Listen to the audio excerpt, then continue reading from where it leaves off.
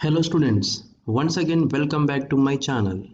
In this video, we will learn about midpoint theorem, which is very important in class 9th. Let's see the statement of this theorem.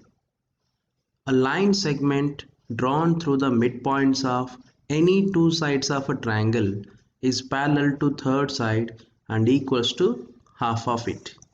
Let's see mathematically. This is the figure given. I can give name for this triangle ABC. Let me take midpoints of AB as D, AC as E. In the statement they are saying line segment drawn through the midpoints of any two sides of triangle, that is DE, is parallel to third side. Third side is BC. That means we need to prove DE parallel to BC and equals to half of it. That means we need to prove DE equals to half of BC. Whenever you are solving questions related to geometry, first you need to write given, then to prove. If any construction is required, you need to write construction steps, then proof need to be done. Let's write whatever they are given in the question.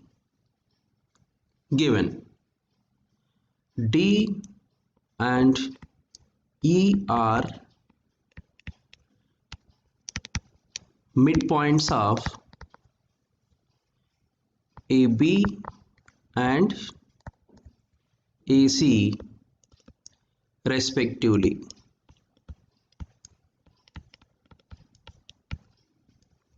To prove, first one is DE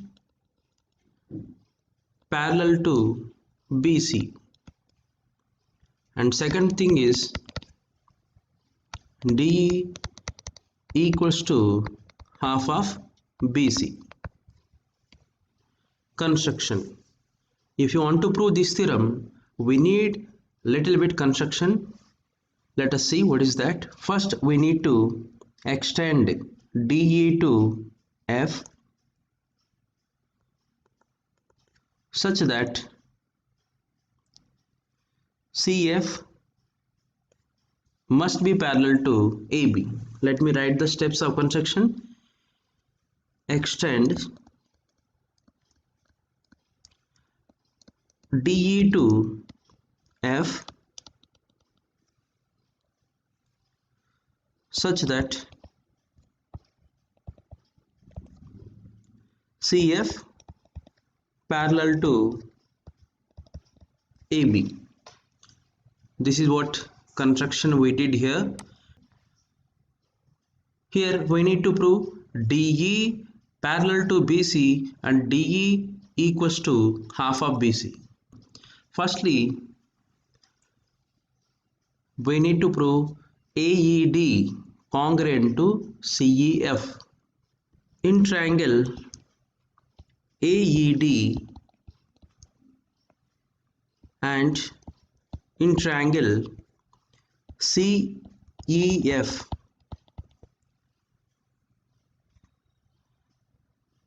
angle 1 equals to angle 2 because vertically opposite angles are equal.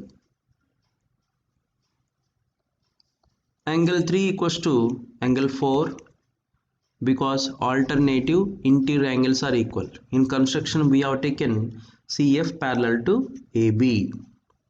That's why angle 3 equals to angle 4. Alternative interior angles are equal. Let me write angle 1 equals to angle 2 because vertically opposite angles are equal. AE equals to CE because E is midpoint of AC. Nextly, angle 3 equals to angle 4 because alternative interior angles are equal. according to construction. In construction, we wrote CF parallel to AB. That's why. Therefore, triangle AED congruent to triangle CEF. By which criterion? By angle, side angle. Now we can write by CPCT. CPCT is nothing but corresponding parts of congruent triangles. AD equals to CF. AD equals to CF. But